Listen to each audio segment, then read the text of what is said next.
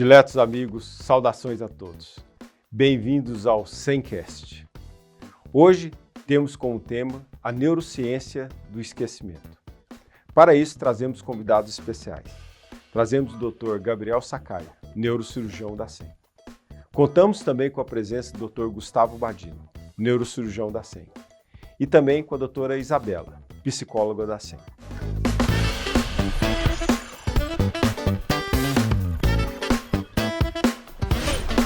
Hoje teremos um episódio muito especial que é sobre o tema... Qual tema? Tá bem esquecido. Esqueci-me do tema.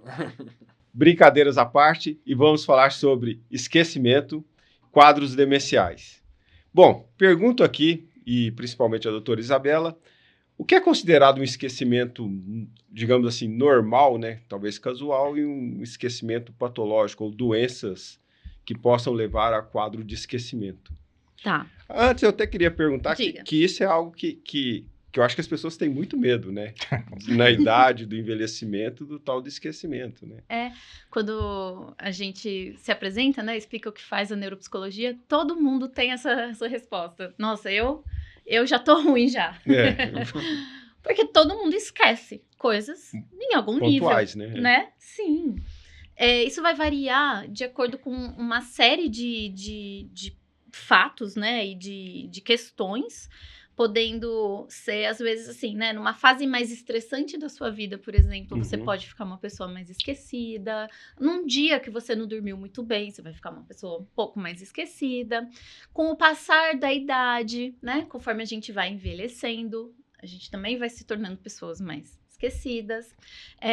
E para isso tudo, a gente tem algumas medidas, né, para conseguir entender o quanto é o esperado, né, para se memorizar coisas, de acordo com as faixas etárias, né? A gente tem dados normativos. Sim. Tá?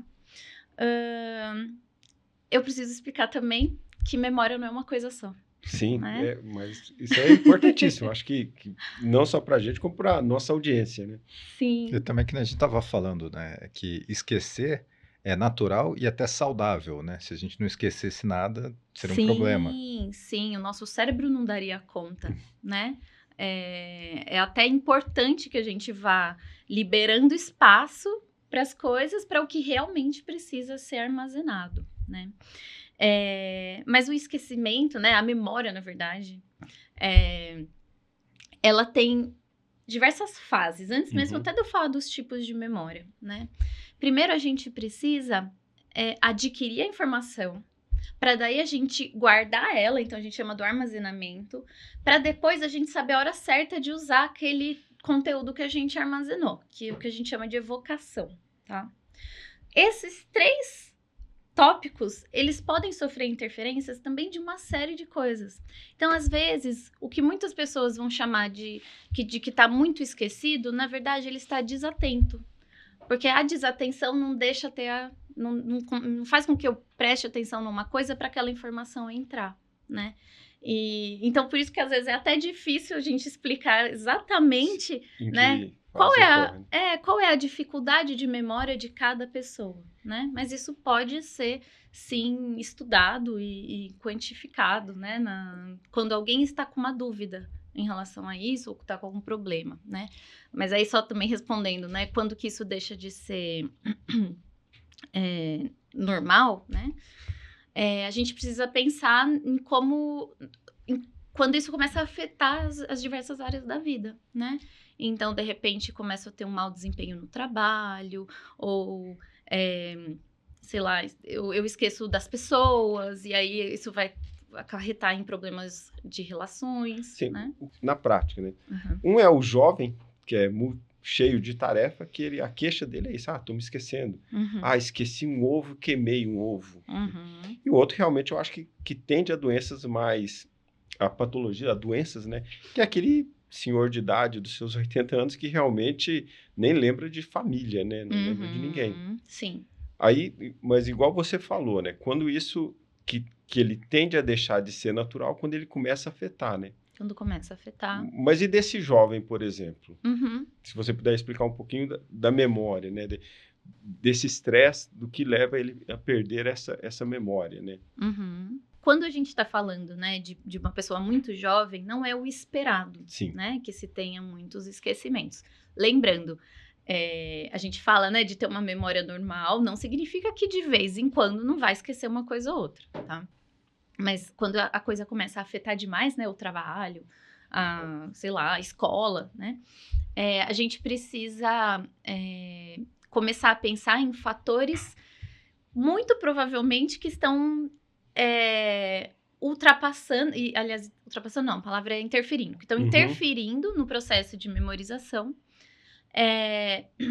E claro que a gente, tão inicialmente assim, a primeira coisa que a gente não vai pensar é num quadro demencial para um jovem, né? Mas aí assim, a gente tem que pensar, né? Mas atenção no jovem, né, geralmente. A atenção. Né? Atenção também é uma coisa muito complexa, porque as pessoas vivem, dizem, todo mundo se acha com um pouco de déficit de atenção, né? E na verdade, a atenção também, ela anda muito junto com fatores muito psicológicos, né? Então, interesse, motivação, disposição para se atentar a algo, né? E a gente também vai ter que pensar em estresse, burnout, transtornos de humor, né? Depressão. Você falou de déficit de atenção, mas assim, eu não sei se... Pergunta até pro Gabriel, mas chega outubro e novembro, o consultório às vezes... Meu nome, Gustavo? Falei o quê? Coisa.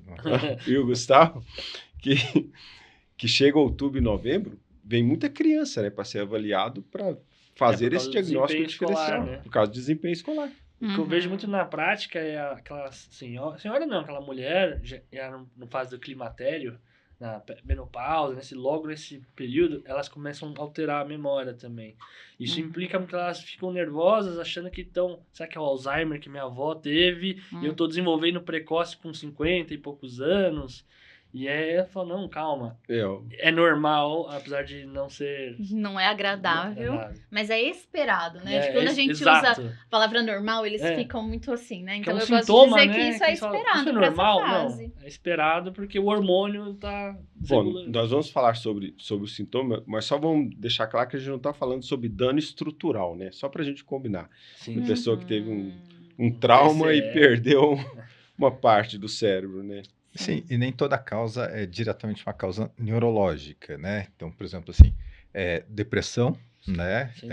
Pode ser uma causa de memória, né? E chama atenção quando perde o esquecimento de fatos antigos, né? De uma memória consolidada, né? Que seria diferente do que é esperado de um quadro mais demencial, né? E até comentando de casos que já tivemos, eu já tive um caso, isso é bem descrito na literatura, de hipotireoidismo, né? Paciente com hipotireoidismo que estava com uma síndrome demencial, mas na avaliação foi visto que não era nada estrutural, ele estava com essa deficiência e quando foi encaminhado para o endocrinologista e tratou, teve uma ótima recuperação. Tá? Bom, e quais são esses sintomas, né, de demência, né? Chamemos assim? Para qualquer um, porque cada um vai ter uma visão diferente. O que eu observo hoje na prática, principalmente na prática neurocirúrgica, são dois papéis. Um é afastar essas causas que o Gabriel acabou de falar. Uma delas, por exemplo, causas endócrinas, causas orgânicas. Você identifica um paciente que está com depressão, um distúrbio de vitamina, um distúrbio de hormônio mesmo. A gente faz parte da investigação, né? Eu acho que afastar. O que a gente observa muito, o declínio cognitivo leve. Se ele tem componente amnésico, não tem... Porque até certo ponto existem algumas medicações que já podem ser iniciadas, mas uma coisa que encaminha um diagnóstico que é muito comum ser feito, eu acho que ele é exageradamente feito, que é a hidrocefalia de pressão normal.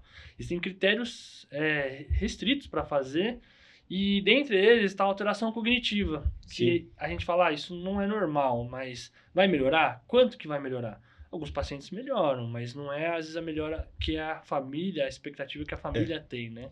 Às vezes a expectativa, né, na hidrocefalia de pressão normal, essa melhora da pessoa voltar a 10 anos atrás. Que não é bem... tem que lembrar que a doença evolui depois. Né? E existem muitos fatores, doenças, o próprio Alzheimer, a demência vascular associada, que está mascarada, né, pelos sintomas, porque o paciente está com alteração urinária, de marcha, está com aquela apraxia na marcha, que é muito marcante. Aí você melhora isso, mas assim, ele tem uma doença neurodegenerativa por trás, que está associada, né? Você nem sabe se é uma doença senil, né? Que Exato. é outro diagnóstico, né? Uhum. E, bom, mas assim, eu acho que a maioria aqui, pelo menos sempre alguém chega para mim e fala assim, sempre é a doença de Alzheimer, né? Que é a mais conhecida, mas é divulgada como se fosse a única síndrome demencial que esse pessoal pode ter, né? Eu queria te perguntar sobre o que é como esse esquecimento afeta essa parte emocional, né? Não só dessa pessoa, quanto com relação aos familiares, né? Então, assim, né? A gente pensando ali porque a gente pensando nas crises... nas síndromes demenciais, né? A gente está falando também de um processo que ele é progressivo, tá? Não é de uma hora para outra que a pessoa acorda um belo dia e não sabe mais o nome de ninguém, né? Geralmente, né, a história natural da doença vai sendo assim, começam com coisas mais leves que vão passando, né, até que começam a aparecer sintomas um pouco mais evidentes, né, no dia a dia. Então, esquecer um fogo ligado, esquecer a casa aberta, inteira aberta, esquecer um evento importante, né? E aí isso começa a ter alterações na funcionalidade, né, da pessoa. Então, a pessoa vai perdendo o papel dela, né, na família, entre os amigos. E muitas vezes, no começo, o próprio paciente ele tem uma crítica sobre isso, né? Então, acho que o sofrimento que vai envolvendo isso tem muito a ver com essa sensação do estamos perdendo, né? Perdendo funções, perdendo... Vivo, né? Ainda em vida, né? Então, e sempre perda, na psicologia a gente fala de luto mesmo, né? São vividos lutos, né? Pela própria força, pela funcionalidade e por aquele parente, né? Quando a gente está no papel de familiar, pelo parente que vai perdendo ali uma função de, às vezes, olhar o netinho ou fazer a comida da família no domingo. Ou até né? você ter a confiança de deixar esse indivíduo olhar Claro, criança, né? claro, né? Vai se perdendo isso mesmo, Uma né? coisa muito, muito comum que me relata é do doente fugir e não retornar. E escapar e se preocupam, né? Porque também a gente precisa pensar que não no caso das síndromes demenciais, não é só memória que é afetada, né? Amor, né? Na neuropsicologia a gente fala muito das funções executivas, né? Então, o controle inibitório. Então, às vezes a gente passa por aquelas situações onde a pessoa faz algo que beira o cômico, né? De falar uma besteira na frente de todo mundo, de trocar botar roupa e esquecer das calças, que infelizmente já vi isso acontecer. Mas, na verdade, eu acho que o Gabriel, todos vocês, né? Aquela senhorazinha que é internada e de repente ela perde, começa a falar palavreados assim, que fala, nossa, minha mãe nunca falou isso. Isso. Mas pode ser um quadro de delírio também, sim. né? Não, claro, serve como delírio diferencial. O engraçado é que o delírio, a gente não entende muito bem a causa dele ainda, né? A literatura não consigo falar, é isso. E melhora só de estar em casa. Né? O paciente é deshospitalizado, alguns dias ele melhora, ele volta para a rotina. Em alguns casos, sim, né? O interessante, assim, que a gente está falando, para trazer um pouco do papel da avaliação neuropsicológica nisso, né? Que às vezes fala, dependendo do tipo de demência, fala, mas para que eu vou fazer uma avaliação se não tem cura esse problema, né? E não só tem a questão de ter tratamento, mas há pouco tempo teve um artigo que eu achei muito interessante, eu mostrei para a Isa, a gente estava discutindo isso, mostrando da importância para o planejamento, né? Que você vai vendo o quanto esse paciente ainda é capaz de manter as atividades dele e nesse segmento ver, né, se ele ainda pode gerenciar as próprias contas, se ele tem condição de morar sozinho. Só complementando sua pergunta, para a Isa é justamente isso. Porque, assim, do ponto de vista neurológico, neurocirúrgico, a gente faz uma avaliação, mas às vezes você se baseia muito em imagem. Você vê lá uma destruição de tecido cerebral e fala, não, realmente tem uma atrofia. Mas e é justamente nisso que eu acho a importância para esse doente, que às vezes você não vê isso e fala assim, não, esse doente precisa de uma avaliação neuropsíquica para tentar ajudar a gente a dar realmente um diagnóstico adequado. Aí eu pedi para você falar sobre a avaliação neuropsíquica. Eu gosto de ilustrar um pouco com os casos, né? Mas uma coisa também que eu queria complementar nessas falas é que muitas vezes, junto com o diagnóstico, né, da demência, uma coisa que fica difícil para a família é separar o componente emocional. Não é bem o componente emocional, mas vou dar um exemplo ali, né? Então, esse caso da senhorinha internada no leito, que de repente começa a falar palavrão e não sei o quê, e a família vai ficando, pelo amor de Deus, ela não era assim, ela tá mudada, né? E como às vezes essa é uma coisa muito sutil, isso tem crises mesmo nas relações. Então, já peguei muitos casos da família achar que são afrontas. Olha, ela não me escuta, é porque eu sou o filho menos... o menos preferido, por isso que ela não faz nada que eu falo. Ou então, né, acham que começa a virar uma muda crise completamente mesmo, o foco da doença, né? Perde-se, porque às vezes as pessoas acham que é intencional, né? E aí que entra a questão da avaliação, né? Então, a avaliação neuropsicológica, nesse ponto, ela já vai começar a ser importante para a gente pensar nas medidas do que é o esperado para aquela idade, tá? Então, eu também vou ilustrar com um caso que eu avaliei recentemente, uma senhora de, assim, 84 anos, né? E aí, assim, a família relatando, você fala assim, nossa, realmente tá muito difícil, né? Mas quando você vai ver, faz tudo direitinho. Qual que é a explicação para isso, né? É para a explicação de alguém que foi muito bem sucedida, muito funcional, muito cheia de vida, né? E que agora tem 84 anos e já não desempenha as coisas da mesma forma. Mas para as pessoas com 84 anos, ela tinha desempenhos ótimos. Sim. Tá? Então, essa é uma primeira coisa que às vezes a gente só precisa orientar a família sobre o que esperar para essa idade, né? E a outra coisa é para a gente tentar entender esses detalhes, né? Do tipo assim, olha, tem algumas funções aqui que estão preservadas. E pensando no bem-estar da pessoa, dá para a gente,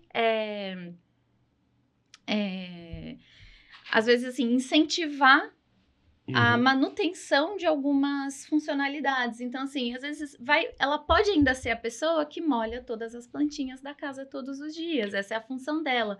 Apesar de, por exemplo, não poder fazer o almoço da família porque esquece o fogão ligado. Mas na avaliação neuropsicológica, eu consigo dar uma tendência a um diagnóstico ou outro? Por exemplo, doença de Alzheimer ou doença de corpúsculo de Levy, por exemplo. Ou mesmo algum outro tipo de demência. Tá. Ou eu só consigo graduar essa, digamos, essa incapacidade ou esse esquecimento? Tá. A gente consegue direcionar porque... existem padrões, né? Existem padrões de déficits, né? E existe correlação também, né? Geralmente o paciente chega para mim já com mais exames feitos, né? Eu sou geralmente a última peça do quebra-cabeça que vai ser feito. Pode ser que na avaliação neuropsicológica eu não tenha isso bem definido, porque vai ser um médico que vai precisar associar com os exames de imagem, por exemplo. Isso. Mas a gente consegue graduar muito bem e definir muito bem, né? Quais são as habilidades que estão prejudicadas, qual é o nível de prejuízo, e aí existem os critérios para isso também, né? Porque a gente já está falando das demências, mas a gente também tem aqueles diagnósticos mais leves, né? Do declínio cognitivo subjetivo, comprometimento cognitivo leve, né? Que aí eles têm outros critérios diagnósticos que envolvem avaliação de funcionalidade, né? Ou de contexto, né? No declínio cognitivo subjetivo, pelos critérios, a pessoa ela tem que estar com todas as habilidades mantidas, mas ela tem essa sensação de uma perda, e os familiares também têm, mas com todos os testes normais. Então, nesse caso, a gente entende que tem esse diagnóstico que é subjetivo, né? Não é ainda concretizado, mas que pode ser um fator de risco. Geralmente é um fator de risco para um desenvolvimento de... Trazendo um pouquinho de novo para a nossa área, né? É porque realmente, assim, quando começa essa avaliação, a gente está falando aqui da ponta já, mas tem essa questão das causas reversíveis de demências, causas não reversíveis, né? E do ponto de vista cirúrgico, cabe aquilo que o Gustavo falou, né? Só para fechar, né? Fazer o link ali, que talvez tenha ficado meio solto para quem não está no assunto. A hidrocefalia é de pressão normal, né? Que dentre as causas reversíveis de demência, essa, sim, é uma causa que Dentro, claro, de contextos e critérios, o paciente pode se beneficiar de uma cirurgia. Né? Nos outros contextos, né, que nem Alzheimer, outras demências, corpúsculos Lewy, etc., não tem cirurgia para isso, né? Vai ter que ser um tratamento clínico, acompanhamento, outras medidas. Sobre isso, quando você faz a avaliação neuropsicológica do paciente, mas você consegue estabelecer, baseado no tipo da demência, um plano terapêutico, assim, algo para ser feito? Eu podia até esclarecer o que é... Hoje, essa palavra tem moda, né? Reabilitação neuropsicológica. Tá. Assim, né? Não é nem sempre muito bom dizer isso, mas a gente sabe que é uma doença progressiva, né? Até hoje não existe cura, né, para essas demências. Então, dentro de uma ideia de um planejamento, é quase como um planejamento paliativo, Exato. né? Até é possível se tentar manter algumas funções, mas aquilo que já foi perdido, né, muito dificilmente, praticamente não se volta, tá? Mas uma coisa que eu percebo muito, isso tem estudos e isso fica muito claro na nossa prática, tem a ver com as prevenções, né? Então, pessoas que se cuidaram não só fisicamente, mas também construíram uma reserva cognitiva ao longo da vida, né? Então, nem que, às vezes, é muito comum na geração que chega agora, né, para avaliação, eles têm até a 4ª série, né? Que na época deles era a escolaridade normal, né, de todos. Então, assim, né, a gente pensa, então só ter uma escolaridade baixa. Mas não é só isso, né? São pessoas que estão abertas a aprenderem coisas novas ao longo da vida, a terem outras experiências, fazerem atividades físicas, aprenderem outros tipos de movimentação corporal, enfim, experiências. Então, né? façam Duolingo, né? Façam alguma coisa para se manter mais ativo. Construa, assim. Né? Não faça sempre a mesma coisa. Eu acho que essa é a ideia, né? Eu acho que são 2 pontos aí. Um é que a expectativa de vida para esse doente que chegou agora com seus 84, 90 anos, ele jamais pensou que ele ia chegar nisso daí. Porque quando ele tinha 50 anos, meu avô morreu com 50 anos. Né? Meu tio morreu com 50 anos. Eu não vou viver mais 40 anos. Esses dias eu atendi uma paciente que encaminharam para avaliar uma hérnia de coluna. Aí ela foi sozinha, a senhorinha, 65 anos, acho. Ela falou, é que eu fui diagnosticada com Alzheimer. Ela me falando tudo, eu falei, nossa, mas você tá muito bem pra quem tem Alzheimer, vem sozinha numa consulta trazendo os exames. E ela falou, coletaram um líquor, aí falaram, fui falando um monte de coisa, eu falei, mas isso não tá fazendo sentido, né? Deram um diagnóstico assim pra ela pegou, mas assim, ela continua vivendo a vida dela. E eu falei, cara, eu queria que todo Alzheimer fosse assim, né? Com certeza. Então, um é essa questão do tempo, né? Sim. Da expectativa de vida. 2 são esses padrões que antes não se sabia. Por exemplo, conversando com o Dr. João, que é dentista, ele fala que, por exemplo, a mastigação tem a ver com presença ou não de demência. Sabe que a musculatura, por exemplo, musculatura de coxa, de você preservar a musculatura, tem a ver com demência precoce. Tá? Tudo isso daí. Então, essa prevenção é importantíssima, né? Para quem acha que a expectativa melhore, né?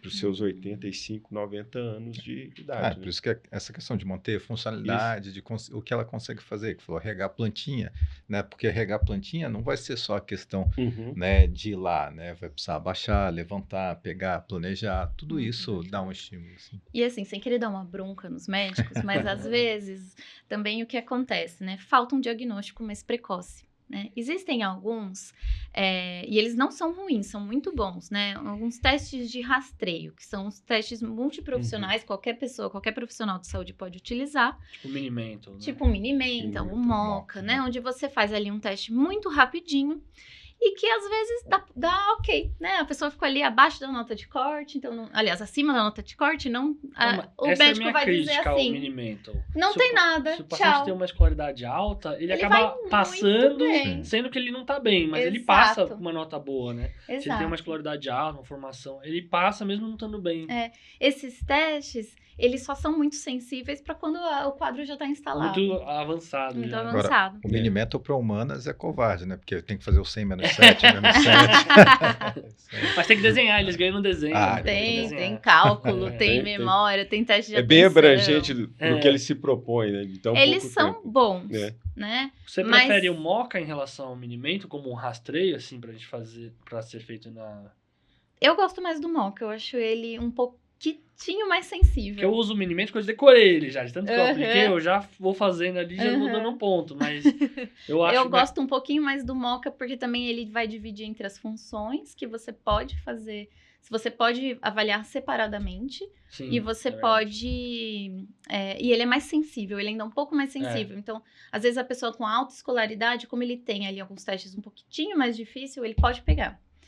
Mas... eu acho que diante de uma queixa, seria interessante que os médicos incentivassem mais, né? Não tô querendo puxar aqui pro meu lado, mas porque às vezes a gente poder ter um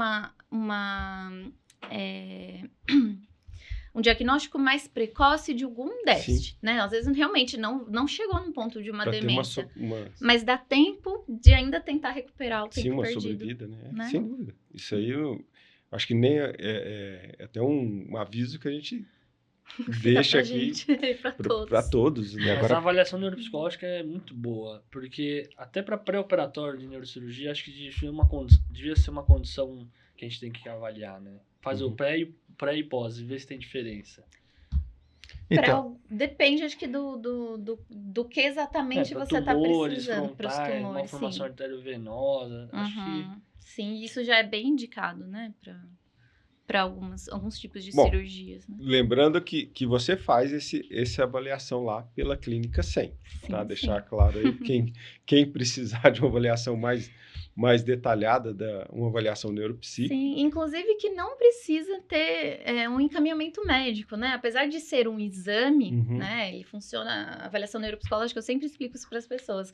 Vai lembrar o processo de se fazer um exame, tem laudo no final, né? Com imagens e tudo mais. Isso é importante você falar. Mas não é necessário ter só um encaminhamento médico. Justamente. Porque, como faz para fazer a avaliação com você? Quanto tempo demora, geralmente? Em quantos dias? Sim.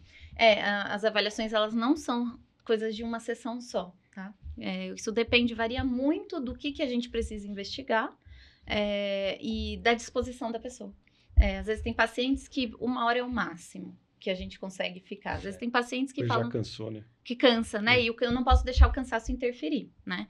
E aí, às vezes tem pacientes que você vê que tá indo bem, a gente faz 1h30 de sessão, e aí a gente consegue fazer de uma forma mais rápida. Mas, num geral, a gente fala de 4 a 8 sessões para fazer uma avaliação. Eu tive um paciente uma vez que ele era professor, né?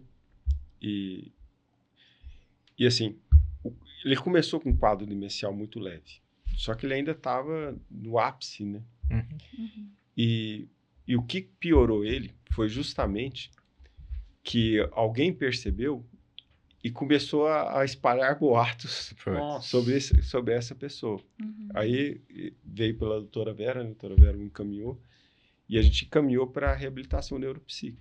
E assim, ele permaneceu um tempo bom, tá? Antes de realmente ele poder se retirar com uma certa dignidade, né? O que piorou ele foi justamente, tipo assim, já está gagá, justamente, criou um estereótipo nele. Mas você vê como é que o tema é extenso. A Isa começou falando sobre os tipos de memória e até agora não conseguiu falar. E nem vai dar tempo para gente falar isso, que é um assunto bem extenso. Bom, mas eu acho que tem 2 assuntos aí que a gente precisa complementar. Um realmente é sobre esse final de memória, e o outro é sobre transtorno de hiperatividade e déficit de atenção. Isso aí eu acho que precisa a gente conversar sobre isso para esclarecer realmente do que se trata. Precisa de um cuidado muito grande para se falar sobre isso. E mesmo para você não estigmatizar uma pessoa que ela tem déficit de atenção. Tá? Bom, agradeço a todos pela presença aqui. Obrigada. Muito obrigado. Agradeço a nossa audiência. Desculpe a brincadeira no início, mas fez-se necessário. Um grande abraço a todos e até o próximo episódio do 100cast. Se vocês se lembrarem.